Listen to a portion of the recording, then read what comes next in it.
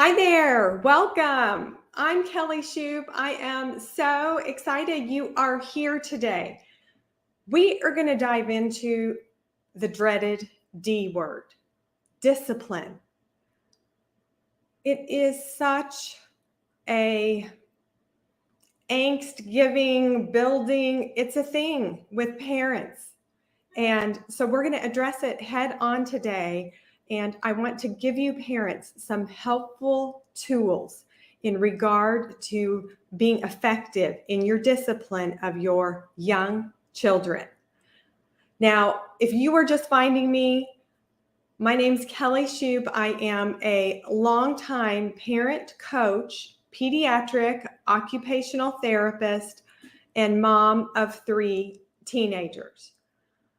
What is an occupational therapist? An occupational therapist is somebody who focuses on the job. For me, I work with kids. So the different jobs that a kid has. And in job, we mean something that has purpose, it has meaning, it has value to that child and to that family. And I help find a path to get those jobs done successfully in the context of a child's home, interactions with their siblings, with their parents, how they function at school. So that is what I do. And because I'm an occupational therapist, my focus with young kids and 3 to 12-ish, 3 to 8, and then on up to college is the group that I work with, but primarily 3 to 8. And in those young ages, a child's body, physical body, is giving us lots of information and they are communicating through their body. So what is unique to me and how I coach and how I address all the things that come up with kids is I focus on a body up approach. I body first, then mind, which is different. So again, that's how I work. We're going to start with the body. What is a child's body communicating in their behavior? The behavior that often a parent does not want because the behavior is a meltdown. It's a tantrum. It's an outburst. It's clinging to my leg and they won't let go. It's all the behavior that we think looks like bad behavior, but it could be communication from the child that is actually telling us something else. So that's what I help with. Today we're talking about discipline. And I'm so glad on the live show you are here for it because I'm going to get you set up to have some effective ways to discipline your young child in any situation you're in. Okay. First 2 things I want to say is I operate from the absolute that every child is unique. And we know that because that's how God designed it. So I operate from the way that God designed it to be. So God created us to be unique. There's nobody else like us. But also at the same time, we do have similarities to other humans. And so with discipline, we are going to operate from each child is unique. And it is not a one size fits all. And I find parents would really like to think I can just use this one form of discipline and it will work for all of my kids for all of the years that they are under my roof. And unfortunately, that it won't work and it's not effective and I don't recommend it at all. So each child is unique. We're going to discipline them as a unique child. Next thing. Okay, so here was our first thing. Discipline should be unique to the child. And discipline will change as the child changes and grows. So, I've had parents who've said, okay, I just don't understand why my 14-year-old this behavior isn't is still occurring. And I'll say, okay, well, what do you do to discipline the 14-year-old? Well, I put him in timeout. Well, timeout would not be an effective discipline for a 14-year-old. Now it is for a 4-year-old, possibly. So just understand that discipline is going to change as your child changes and grows. It should. So as long as we expect it and know that we're not going to use the same timeout from the time that they're 2 till they're 20, then we're prepared for it. And we'll be knowing, okay, I'm going to have to use other things. And I find that, again, once I kind of give parents permission to know you can use whatever works for you in the most, healthy. I'm a very positive parenting strategy person. So I operate out of positive. I want to give positive reinforcement. I want to give positive motivation. I want to be out in front of the kind of the ages and the stages for my kids. So I am always motivating them positively forward. That feels so aligned with my faith and with the abundance of God. There's more. Come on out. Let's go forward. We are growing. We are changing. We are moving forward. And so that's how God wired us. And so I'm always working in flow with how he made us, because that's the easiest. It's the easiest for me when I parent my own kids and discipline them. It's the easiest when I help other parents discipline and effectively guide their own kids. So positive reinforcement, positive parenting strategies is what I'm all about. Okay, here's what we're going to start with. So I'm going to give you 5 things based on kind of these first 2 absolutes, that each child is unique and the discipline is going to change and grow. And the first thing is mindset. And you have to be in the right mindset to be effective in your parenting. And if you haven't thought about it, okay, what am I going to do if this occurs? Then that's the instance where some stuff can be really bad. You can lose it. You can threaten this, or there can be, physical discipline that it's not productive. You're showing up in a way you don't want to, and your child, is hurt. Their feelings are hurt. They're confused and trying to understand, like, wow, mom was so mad and did that. Why? So my goal is to keep that from ever happening, because we're talking about it right now. And so you already know, okay, each child is unique. So I'm not going to use a one size fits all for all of my kids, because it will not be the most effective way to get the desired behavior, the desired response from the child. And then also that it's going to change and grow. So mindset, you've got to be firm, consistent, and constant. And parents, I give you permission that if you have a discipline issue, something that you really need to focus on with one child, you need to warn your spouse, get buy-in from them, and then everything else kind of goes in the background. So you might be eating microwave popcorn for a few days because you're that firm and consistent and constant in holding this rule, this type of behavior that you are expecting from this child. And so you just really have to be firm in your mindset about it. Okay, a little something about me is that I grew up around horses. My grandfather Dale was a horse guy, and he raised horses, had horses. And so I was around them my whole life, and I love them. And there are so many incredible things horses teach us about ourselves. But in regard to horsemanship, and a saying that my grandpa used to have, in how to get your horse to do what you want it to do. And the saying is, as soft as you can, as much as you need. And so this is what I recommend in discipline.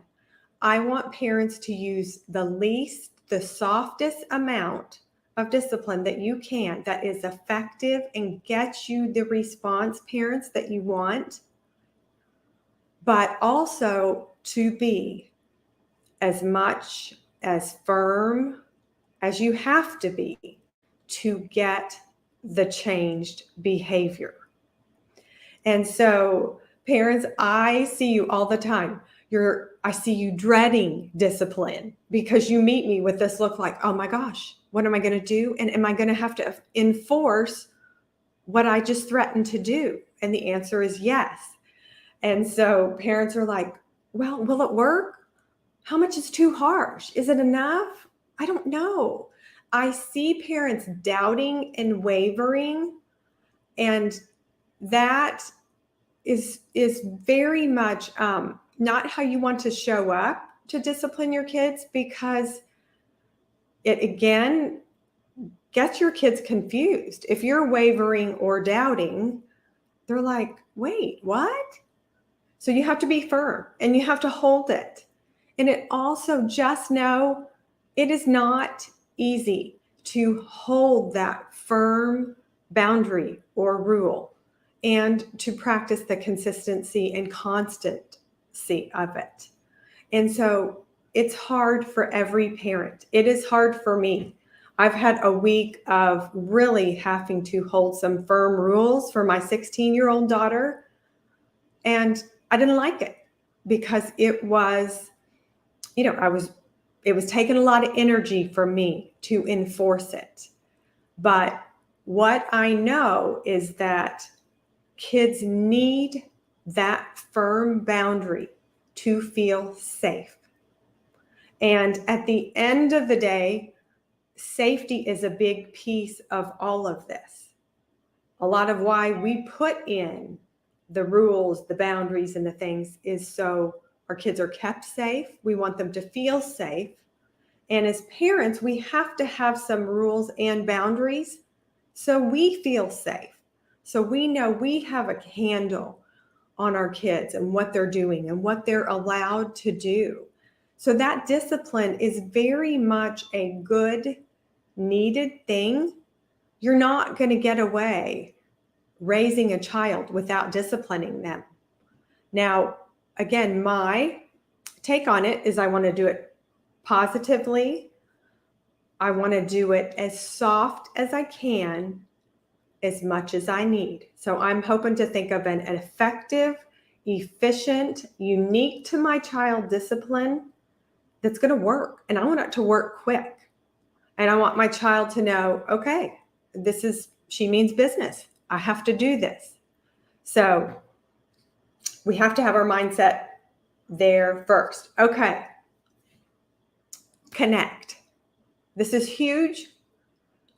Parents who have strong-willed children. This is huge. And I have to tell you, I was interviewed to be a guest on a podcast, and it was in regard to strong-willed children. And we got several minutes into the interview, and the other presenter asked me and said, why are you not using that word strong-willed? And I said, I don't like it. I don't like it. It has a negative connotation, and I want to come at everything from a positive. So a strong-willed child to me is a spirited child. A strong-willed child to me is a child who's got extra energy, extra oomph, extra determination, like they are extra. And I will also call them spicy because they're just kind of spicy and fiery. And these to me are all really great qualities to have in a child. And so I understand that in the young ages, it can make a parent's life more difficult, but that spirited, extra spicy child, when they are in the teens, early 20s, that is a fantastic child who absolutely is convicted and has their own way of thinking and will hold firm to who they are. So, I just I don't like that strong-willed negative connotation that is with that strong-willed label. So I don't use it in my practice. I don't refer to kids as strong-willed because I just don't. I think there's a better way, a positive way to spin the uniqueness and who they are.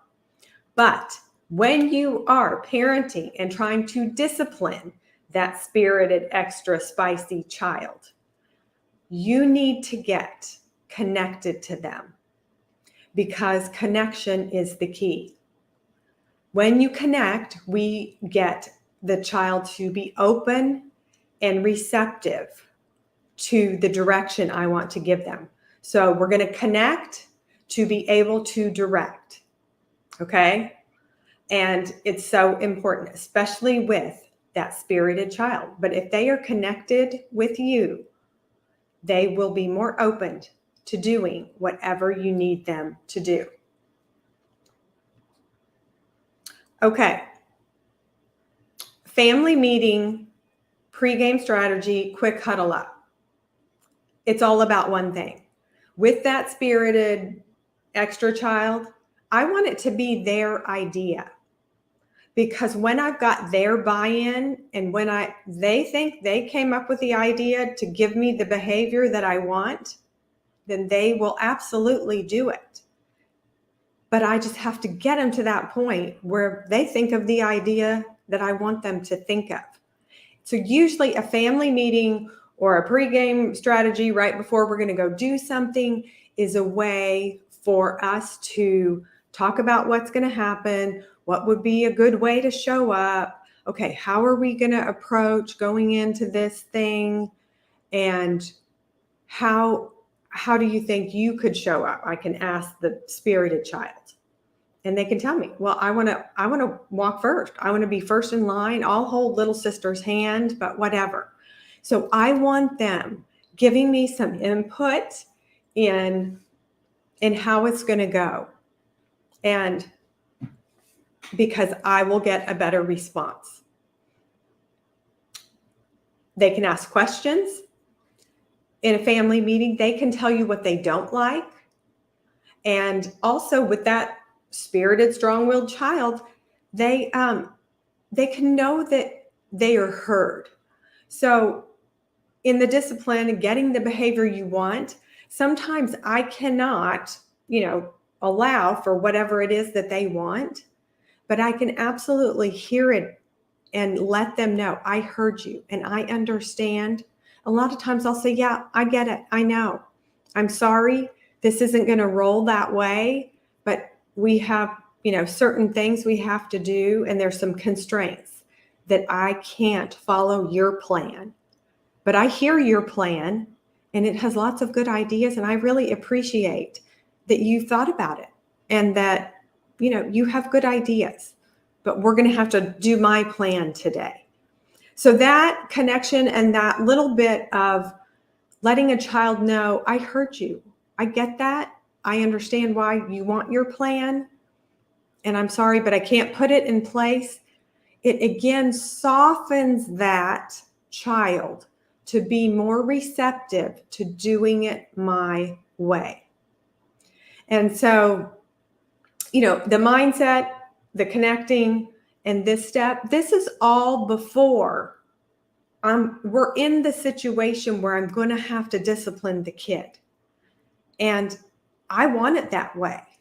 I don't want to get in the heat of the moment in this, public place and have to battle it out and enforce some discipline in a situation that maybe I'm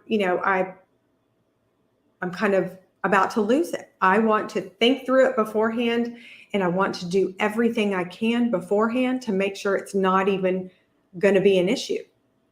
And parents, you figure this out so incredibly quickly, how to do this. And so it's just through a family meeting, through a pregame strategy, or a quick huddle up. Hey, this is how it's going to roll. Your spirited child's going to be like, no, I really want to do this. I got you. I hear you. I wish we could do that. That's a way better way, but we're going to have to do my way today. Can we do that? Sometimes your child's like, no way. And then I might be, okay, well, we're going to do it my way today. And then will you trust me that we're going to try your way the next time? And this goes back to why that connection is so incredibly important with your child. It has to do with trust. Do they trust you to do what you say you're going to do? And when that trust is established, you can really not have to put in place harsh, punitive discipline things at all, because that connection and that trust is there. And that is what we want. Okay. Next thing, after we've done the pregame, here's what's going to happen. They know it's going to happen, but when it's happening, I'm also telling them. So they're expecting it. Okay, we just walked inside the pool. We're going to have to go put our stuff down. I'm going to have to get the baby situated. No, you can't run and get a slushie yet. We can't do that yet. Here's what we're going to do. We're going to swim for a little bit. Then we're going to take a break. Then we're going to get the slushie. But see, I'm helping guide that child in what to do every step. And so he knows. And he also kind of knows, okay, I'm going to get the slushie. We just have to put the baby down. Like, here is kind of the sequence of it. And I want them to have that sequence and understand it, because I want them to, be working towards what's going to happen at the end. And so they will hold their behavior and behave in a way that is good until we can get to the slushie. But they're not throwing a fit, right, when we, put our stuff down. They're not screaming and crying when I'm situating the baby going, I want a slushie, I want a slushie. No, because they kind of know, okay, here are the steps. I'm going to get the slushie. It's going to happen a little bit later, and I can be okay with that because I've, again, given them kind of the play-by-play of how it will go. This, again, is safety. Your kids feel safe when they know what's going on. So tell them. I want them to know so I don't have to discipline them. Okay? Okay. Last thing. At the completion, give them the carrot. So instead of having to discipline a child with punishment, with a spanking, with grounding, with a negative motivator, I want to work with positive. So with that unique child, I'm figuring out what is their carrot? What do they really want? So for my spirited child that we're going to the pool in this example, their carrot might be that they get to jump off the high dive. But for this kid, the carrot is the slushie. So from the snack stand. So whatever it is, parents, when you know it, then you're going to use that to motivate your child to give you the behavior you want. But make sure that you follow through. So huge, again, for a child to trust you. Like, okay, I agreed to be totally fine with walking in from the car and helping with the baby and the wagon and the stroller and all the stuff because mom said I can have a slushie.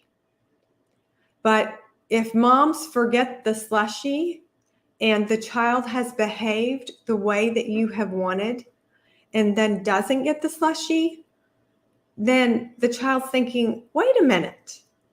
So that doesn't allow for a child to feel safe or to really trust you. Now, I don't believe in giving a child a carrot, a prize, a reward for everything they do well. I don't. I have had parents who have. I have worked with parents for years because their knee-jerk go-to thing to do is like, well, they did that well. I'm just going to give them something. I'm going to give them a toy. I'm going to give them. No, you cannot give them a carrot 100% of the time. We give it every so often.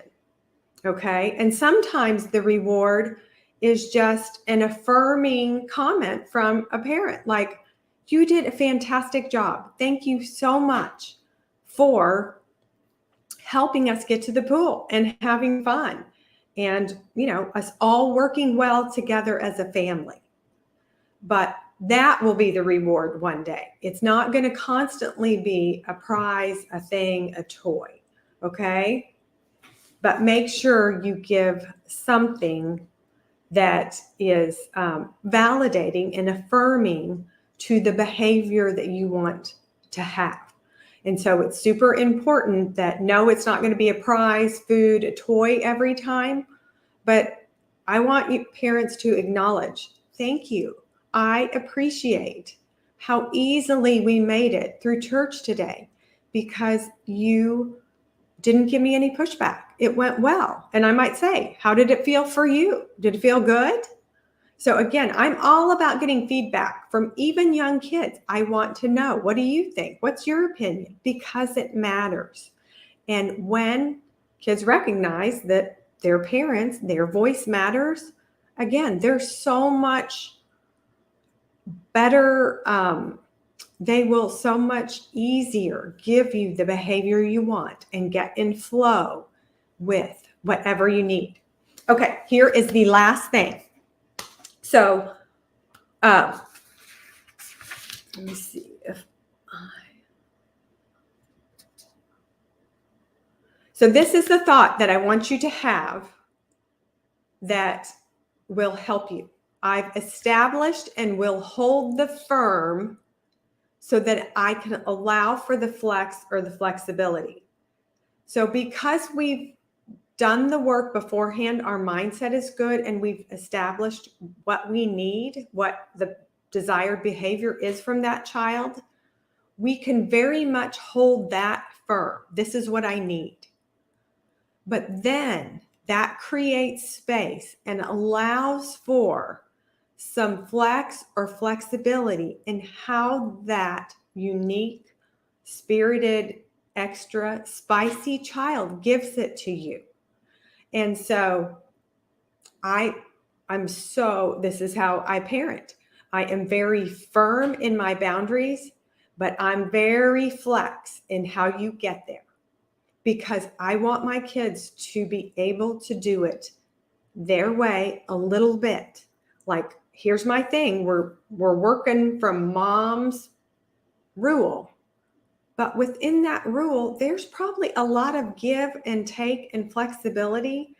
And there's a lot of room for each child to do it the way that they need to do it, that feels the safest for them. And so going back to the horse thing, so we used to go on trail rides all the time with my Grandpa Dale. And he would take us on some rough terrain. And this was even since I was a really small child. And so he had a saying. And his saying was, give your horse his head. And so parents, within your firm rule, I want you to do the same thing. I want you to give your child their head. And so what my grandpa meant by that was, let your horse have the ability to move his head and move his body however he needs to get you safely across the river, around the creek, over the steep hill, down this muddy slope, I would be trying to ride right behind my grandfather, and I would be trying to make my horse do exactly what his horse was doing. Because I thought, okay, well, if my horse does what grandpa's horse is doing, I'm going to get there safe because grandpa knows what he's doing. But my grandpa was always so quick to say no. Give him his head, let up on those reins, and give that horse freedom to get you down the slope however he needs to, because that horse knows how his body works, what's safe for how he moves his hooves and shifts his weight and all of that. And so sure enough, I'd be white knuckled, hanging onto the saddle horn, trying to control. But once I would ease up a little bit, my horse, sure enough, would get us wherever we needed to go really safely. And so give your kids a little bit of that freedom to have their head into however they need to give you that firm rule or thing that you just put in place. Because if you give them a little bit of that flexibility, a little bit of that space to be them in how they're going to show up and in following your rule, you will be able to have success. You really haven't even instilled much discipline. Like, you haven't had to ground anybody. You haven't had to do any negative consequences because we've done all the work beforehand and we have put in place tools that work in a positive way to get that behavior that we want. Okay? So today I'm going to leave you with this, that if you do all of these things up front and you still have behavior that you do not like, that you need to negatively discipline, that also needs to be unique to that child, and no, it will grow and change. So, you're not going to put a 14-year-old in timeout. The most effective thing to do for a teenager is to take away their phone. That's like taking away their arm or their leg. And so again, we're going to be effective and as soft as we can, as much as we need. Okay, good luck. I want to leave you with this, that I have a membership where I give ongoing support to parents. So you have access to me for a month, and you have lots of great resources on parenting things. And so go to my website, www.kellykshoup.com. You can find me on Instagram at Kelly K. Shoup, and go check out my membership. I promise you will learn so many ways to connect with your kid, to stop the struggle, the survival, the hassle, the frustration of the meltdowns and the tantrums. And you will parent with ease and less stress.